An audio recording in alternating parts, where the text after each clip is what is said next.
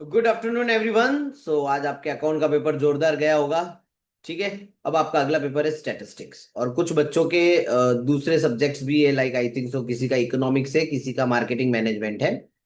तो जो जिनका इकोनॉमिक्स या मार्केटिंग मैनेजमेंट है वो लोग मुझे मेरे व्हाट्सअप नंबर पे इंडेक्स भेज देवे आपकी बुक की। मैं आपको डायरेक्टली वहां से जो भी आईएमपी क्वेश्चन होंगे वो मैं आपको टिक करके दे दूंगा। अब रही बात स्टैटिस्टिक्स की, तो statistics is very odd subject. आप में से कई सारे बच्चों को डर भी लगता होगा।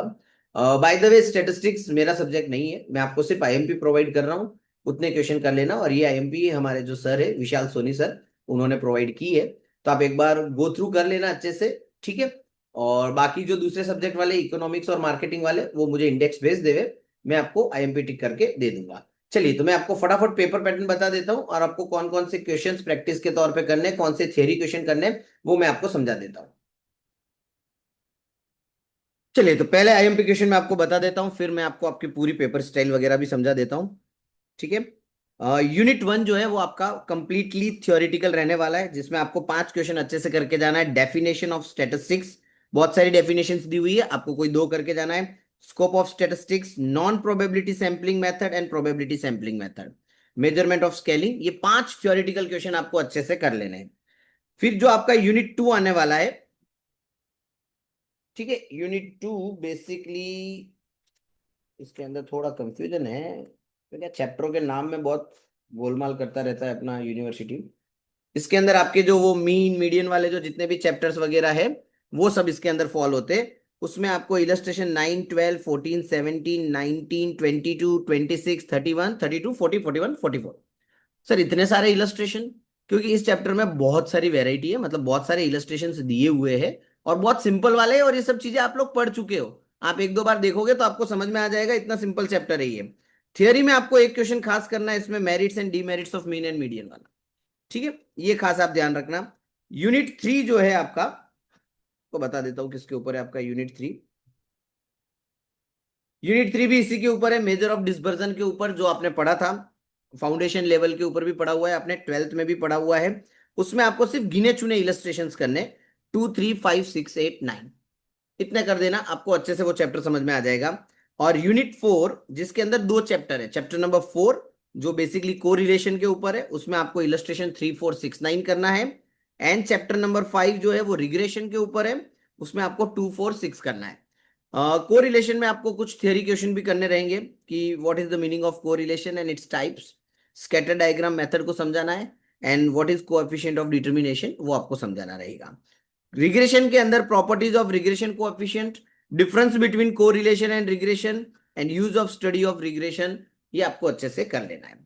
इसके अलावा देखो, इतना आप कर लोगे, जिसमें मैंने सिर्फ एक यूनिट टू में ज्यादा इलस्ट्रेशन दिए, बाकी सब में कुछ ज्यादा दिया नहीं है। ठीक है। उसके बाद आपको पिछले साल का पूरा पेपर अच्छे से देख लेना एक बार। ये भी आपके आईएमपी का ही पार्ट है, याद रखना। जो प्रीवियस ईयर का एग्जाम पेपर है उसको आपको अच्छे से सॉल्व कर लेना है, उसके थियोरेटिकल क्वेश्चन भी आपको कर लेने हैं। इतना आप कर लो, स्टैटिस्टिक्स के अंदर काम हो जाएगा।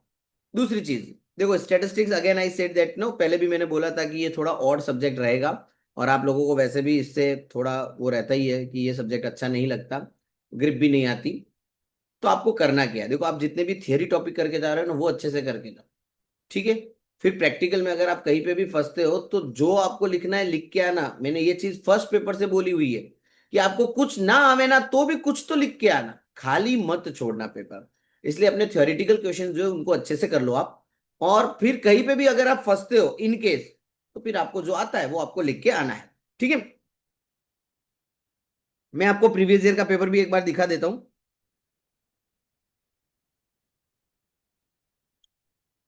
आप देख सकते हो, यूनिट वन जो था आपका क्वेश्चन नंबर 1 में, उसमें आपको कोई भी एक शॉर्ट नोट करने को बोला है, जिसमें give importance of statistics and population and sample वाला क्वेश्चन पूछा है।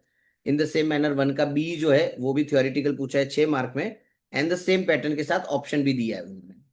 क्वेश्चन नंबर 2 जो है वो आप देख सकते हो, एक थ्योरी क्वेश्चन है 4 मार्क का, 6 मार्क का प्रैक्टिकल है, ऑप्शन में भी सेम किया इन्होंने। क्वेश्चन नंबर 3 में भी ऐसा ही रखा है, 4, 6 का पैटर्न रखा है, एंड ऑप्शन के अंदर भी उन्होंने 4, 6, एक थियरी एक practical, and as well as question number 4 में भी उन्होंने वही किया हुआ है।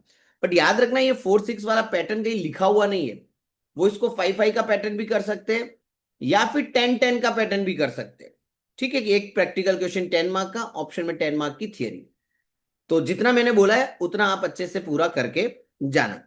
ठीक है, और फिर लास्ट में आपको पता ही है 10 एमसीक्यू आपको पूछे जाते हैं, वो आपको अपने बुक के पीछे जितने भी एमसीक्यू दिए, जो भी बुक आप यूज कर रहे हो, कुमार की कर रहे हो या सुधीर प्रकाशन की, वॉटेवर, उस बुक के पीछे सब कुछ आपको दिए हुए हैं। हाँ, ये जो मैंने आपको आईएमपी में इलस्ट्रेशन और ये सब बोले हैं, ये सब सुधीर प्रकाशन के हिसाब से, बिकॉज नॉर्मली वही बुक प्रीफर की जाती है बीकॉम एग्जाम्स के लिए प्रैक्टिकल सब्जेक्ट के अंदर।